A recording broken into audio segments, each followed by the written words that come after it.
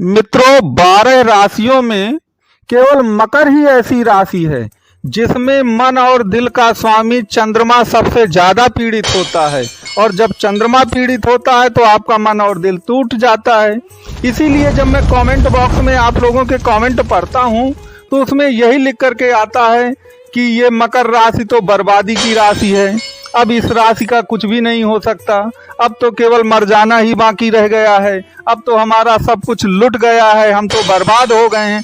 ऐसे बहुत सारे निराशावादी विचार आते हैं क्योंकि चंद्रमा सबसे ज्यादा पीड़ित होता है मकर राशि में। और पिछले 7 साल से आपकी 7.5 भी चल रही है तो वो आग में घी डालने का काम भी किया, जिसके कारण मन और दिल पूरा चकनाचूर हो चुका है।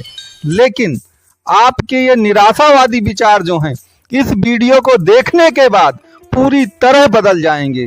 आप केवल इस वीडियो को लास्ट तक देखते रहिएगा, देख लीजिएगा आपके जो सितारे हैं वह पूरी तरह बुलंद हो जाएंगे। आपको इसके लिए क्या करना पड़ेगा मैं इस वीडियो में पूरी तरह आपको बताऊंगा, तो आप ये वीडियो अंत तक देखिए और वीडियो को लाइक, शेयर और सब्सक्राइब आप जरूर करिए।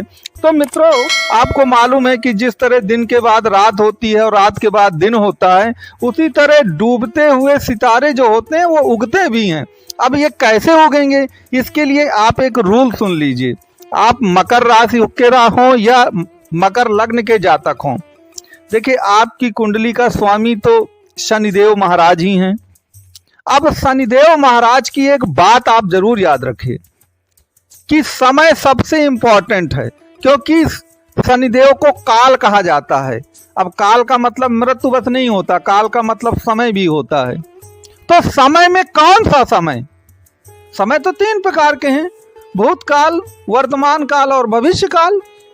तो शनि जो हैं वह आपके वर्तमान काल को रिप्रेजेंट करते हैं, प्रेजेंट समय को ही रिप्रेजेंट करते हैं, जबकि केतु जो है वह भूतकाल को प्रेजेंट करता है और जो आपका राहु है वो भविष्य काल को प्रेजेंट करता है। लेकिन जो शनिदेव हैं वह आपके वर्तमान काल अर्थात प्रेजेंट समय को ही रिप्रेजेंट करते हैं।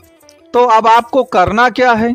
अगर सभी दुखों से बाहर होना है, आपको अपने सितारे बुलंद करना है, तो आपको कभी भी जो पुरानी बातें हैं, जो भूतकाल की बातें हैं, जो सब बीत गई हैं, उनका रोना नहीं हमेशा रोना है।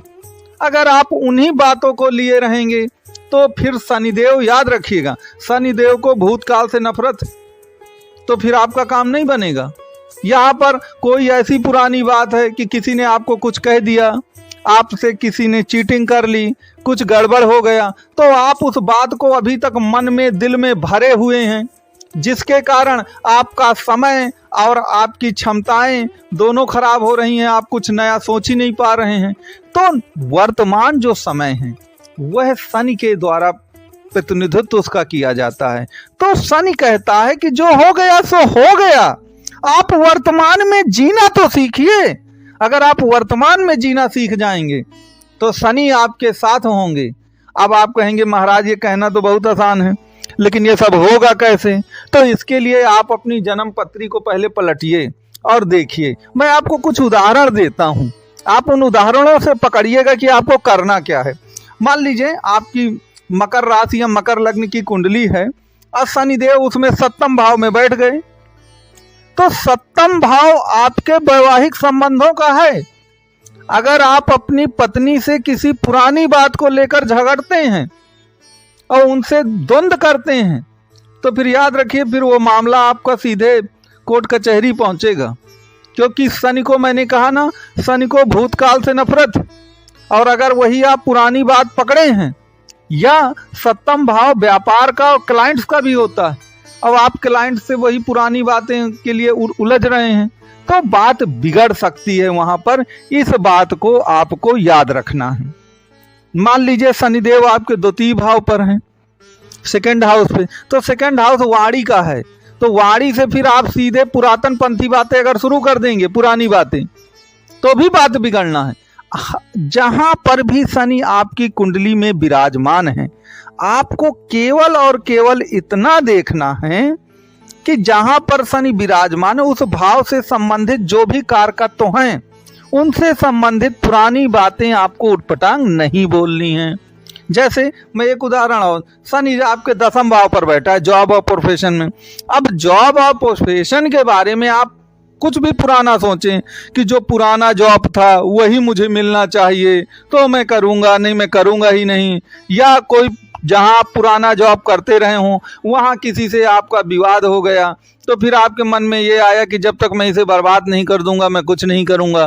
तो ऐसी पुरानी जो नकारात्मक बातें हैं याद रखिए, वो अगर आप सोचेंगे तो शनिदेव उससे नाराज होते हैं, क्योंकि शनिदेव वर्तमान समय का प्रतिनिधित्व करते हैं। तो पहले तो आपको वर्तमान समय में जीना है, ये आपको मुझे लगता है समझ में आ गया होगा। आप अपनी कुंडली में सब लोग देखिए कि आपकी जन्म कुंडली में शनिदेव कहाँ पर बैठे हैं, और आप कमेंट बॉक्स में मुझे लिखकर जरूर बताइएगा कि कहाँ पर आपके बैठे हैं। आपको समझ में नहीं आ रही बात तो नंबर दिया गया है, आप कुंडली का कोई भी कंसल्ट करना चाहें तो दिए गए नंबर पे आप संपर्क कर सकते हैं। अब दूसरी बात यहाँ पर देखिए मैंने शुरू में बताया आपको कि चंद्रमा सबसे ज्यादा टूट जाता है, मकर राशि में चंद्रमा सबसे ज्यादा टूटता है, और चंद्रमा टूटेगा तो मन और दिल टूटेगा।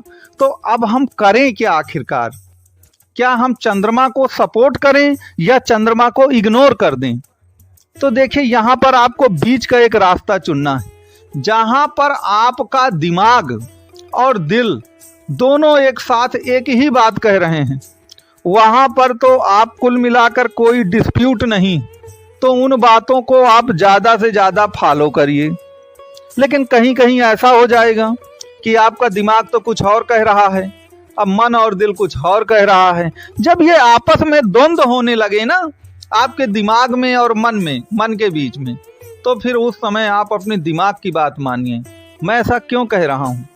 देखिए मकर राशि या मकर लग्न की कुंडली में शनि, राहु, बुध, शुक्र ही योगकारी ग्रह हैं। चाहे शनि हो वह भी दिमाग का प्रतिनिधित्व करता है, बुध बुद्धि है तो वह दिमाग का प्रतिनिधित्व करता ही है, राहु आपका कटा हुआ सर है तो वह भी बुद्धि से ही काम करता है, दिमाग से काम करता है, और यह सब चंद्रमा के दुश्मन भी हैं। तो आपके योगकारी ग्रह जो हैं आप उनको सपोर्ट करिए ना, आप उनकी बात मानिए। तो आप दिमाग की बात मानिए, आप दिल की बात मत मानिए। अगर आप कर्क राशि के होते तो मैं शायद आपको ये सलाह देता कि आप दिल की बात मान जाइए, लेकिन आप मकर राशि या मकर लग्न के हैं तो आपको दिल की नहीं बल्कि दिमाग की बात माननी होगी। और दिमाग की बात जब आप मानेंगे तो देख लीजिएगा चंद्रमा आपको बिल्कुल परेशान नहीं करेगा और मन और दिल आपका कभी भी जीवन में टूटेगा नहीं। तो मित्रों आप इन सूत्रों को अपनाइए, ठीक है, और देखिएगा आपके सितारे 100% बुलंद होंगे।